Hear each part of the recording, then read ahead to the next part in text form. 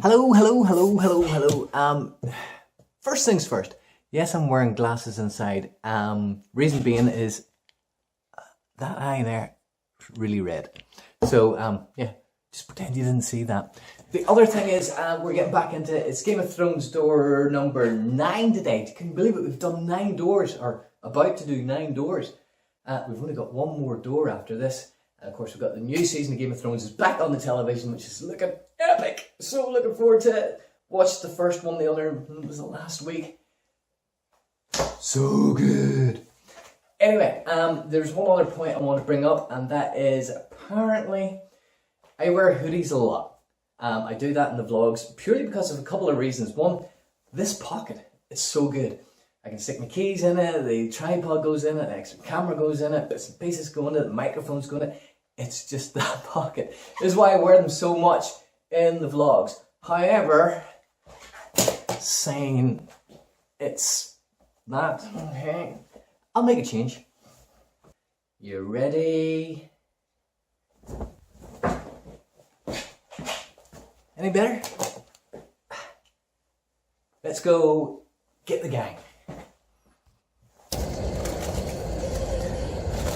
And the gang's all here, and they're eating cornettos and sweets and stuff, because that's what we do when we're travelling. Oh, I got a new microphone. It's in the bag. Maybe try it out later on. Bring a spare battery? Just check my bag, actually. Probably forgot. Yeah, I forgot my battery the last time. Baby white case. So it's Ballygolly today for door number 9. My God, I can't believe we're almost got them all done. Kat, what did you think of? Kat, what did you think of Battle of the Bastards? No, I know door number 9 is Battle of the Bastards, but what I want to know is what did you think of the first episode of the new season? I loved it. I loved Arya, little Arya killing everybody. It was awesome. That cool? Very cool. It was a brilliant start to the whole show. I like the fact all the plot lines are moving along. It's very good. I love Lyanna Mormont, the wee girl. She's amazing. Brilliant wee actress. She stood up to your man. She just stands up to all the men. Exactly. It's very good. I see Euron has had a bit of a makeover from the last season. Euron Greyjoy. Yeah, he's got a bit more. He's got a bit more, I don't know, hipster looking or something. I'm not quite sure. Cersei's descent into madness continues. As she basically, you can see Jaime's kind of scared of her now, because she's basically, she is in total power now, and there was a great fan theory that I watched. You know, whenever it first showed you on the map, the neck and the fingers, and she is supposed to be strangled to death by her brother, which was told her way back, but she's way back by Maggie the Frog. Yep. So yeah, it was really good. A lot of wee callbacks, a lot of wee things in it. No, it's shaping up well. But I hope you guys are looking forward to it and enjoying it as much as what we are at the moment, because obviously it's shaping up really good. But for now, it's to the door.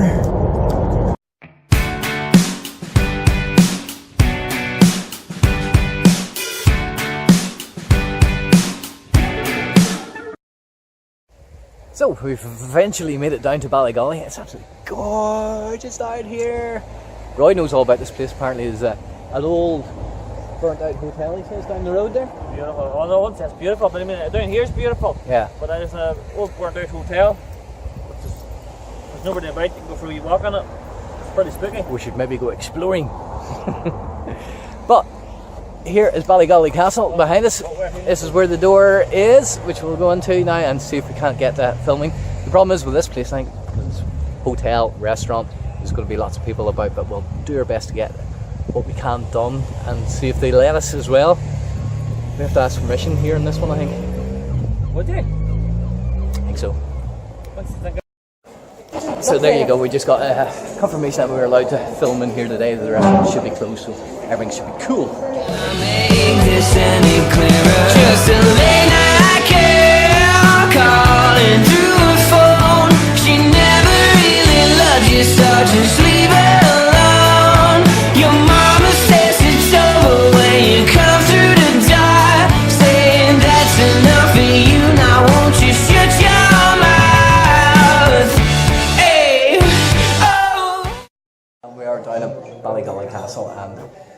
have a quick little look around. Kat apparently had her confirmation here many years ago. she's sitting down here, look, she's sitting down here like royalty right now.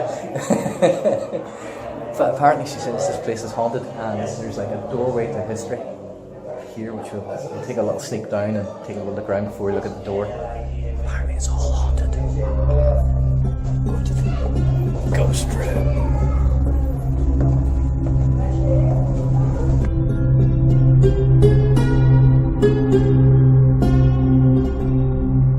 Oh wow! It's tiny.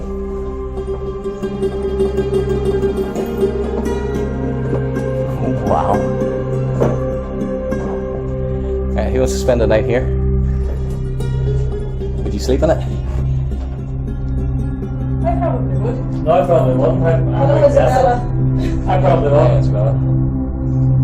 That's gonna help. That picture's really gonna help you. Cover that before you go to bed. I don't know what that says. I'm guessing it's Latin or something, but yeah, something about death. But this is it. This is the ghost room. I don't really much believe in ghosts, but every now and again you just never know. The hell? This place is extremely pretty. When I say extremely pretty, I mean extreme. That didn't even get a laugh out of Kat. She didn't even snigger.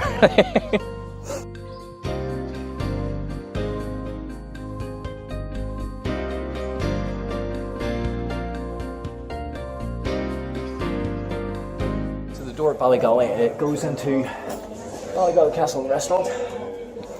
And now I'll hand you over to the very knowledgeable Kat, who's patiently stood here by the door looking at it in awe at the moment. Right. Okay, so season 6, episode 9.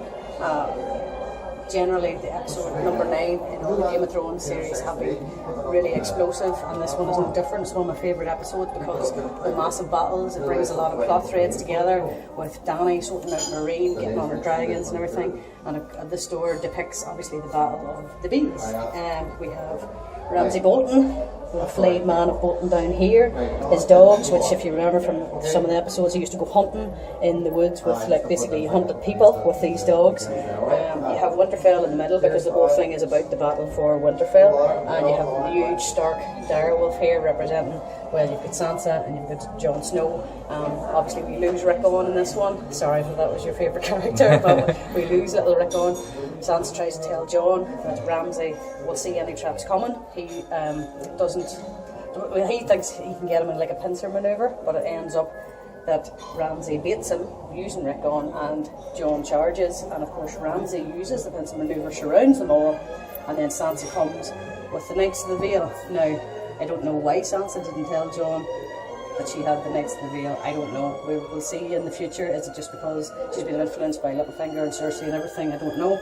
But so this is the door. You can see around all the knives, because if you watched it, you'll see it's an epic battle, loads of very gory scenes, and there's a nice call back to when Jon Snow is erupting from all the bodies to get air, and he's surrounded by all these bodies and people fighting. A nice call back to Daenerys whenever she freed all the slaves, and she was standing in the middle and all the slaves were trying to touch her. So you have the person standing in the middle surrounded by a circle, and that's where you get the ice and the fire, because that's the whole thing is called, the Song of Ice and Fire. So that's all coming together now as well. So basically in the battle, Sansa comes, wins the whole thing, and Ramsay ends up getting fed to his beloved dogs at the very end by Sansa. So you can see that she's turned from like a naive young girl in the first series to basically somebody who's quite ruthless now, and basically feeds them to the dogs. So that is door number 9, and it's very beautiful, very intricate, this one, with loads of different little sigils and everything, and it's a very nice door, so it is. And it is into the restaurant in Ballygolly Castle, which is absolutely beautiful place. Definitely come and see it. 1625, it's a proper castle, and that's it. And door number 9 done. Thank you, our local historian. That is huge.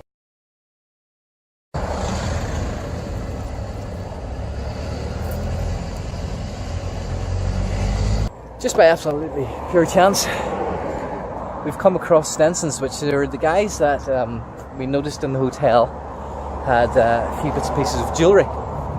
And I just thought, okay, it's maybe they've been allowed by HBO to do a couple of copies and replicas and stuff like that. But no, these guys actually done the proper jewellery that you see in the show. And you can come here and visit these guys as well and take a look around the place. So this is pretty, oh wow. And Kat is now just wearing Queen Cersei's crown. Isn't that amazing? Absolutely beautiful replica of the crown. It's really heavy too, and it's absolutely gorgeous. Thank you very much. What's your name? Ciao. Cal. Thank you so much, sir. Thank you very much. Take that back now. Oh, yes! So there you go, there's one very happy Game of Thrones fan right now. As you can see here, they've got just about everything. As the crown goes back into its proper position.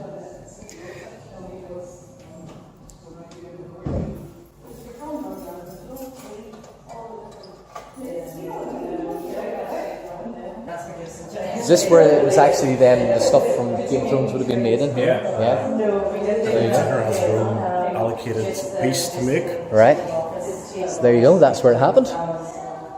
Between 3D printing, I'm going to sneak around the corner, 3D printing and everything.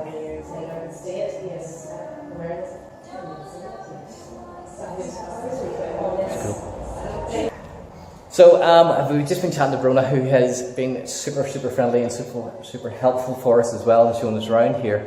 Brona, family business? Yeah, we're in business 40 years now, so set up by my parents, and my husband and I took over about 3 years ago. 3 years ago. Now, the big question I want to ask you is, how did you get involved with Game of Thrones? Did they come to you? Was it tendered or? No, it wasn't tendered. We've been involved right from series 1. My best friend from school and then art college did costume. She was in their costume department right from the start.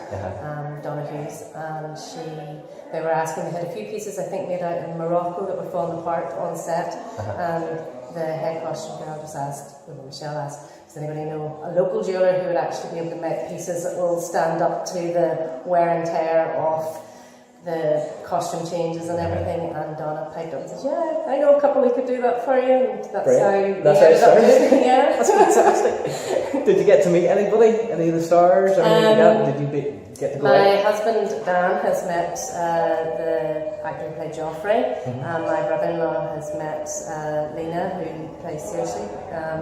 Can't think. No, I think that's it. I think just the two of them. Well, actually, no.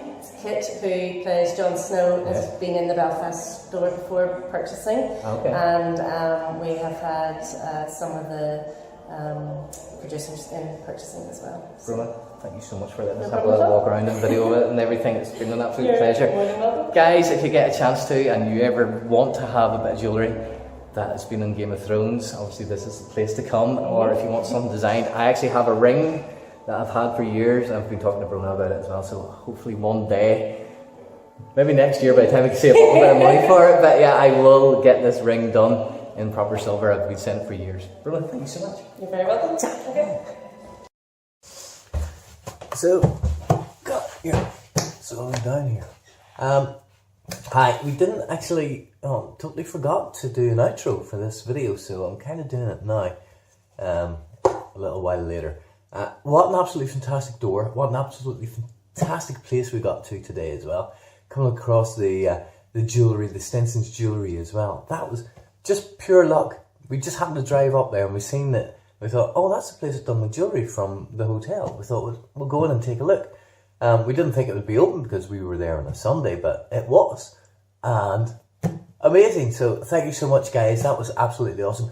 If you want to know more about those guys, link in the description below. You can visit their website. If you do get a chance, go to one of their stores. Go and see their products and stuff that they sell.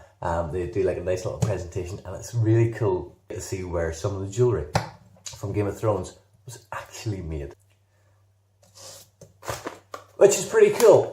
So thank you again for watching. Don't forget to like and subscribe. Hit the little thumbs up button down below there. You'll see the subscribe. You want to hit it. There's a little bell beside that subscribe button as well. And if you hit that little bell as well as subscribing, nobody will bring you free donuts for the rest of your life.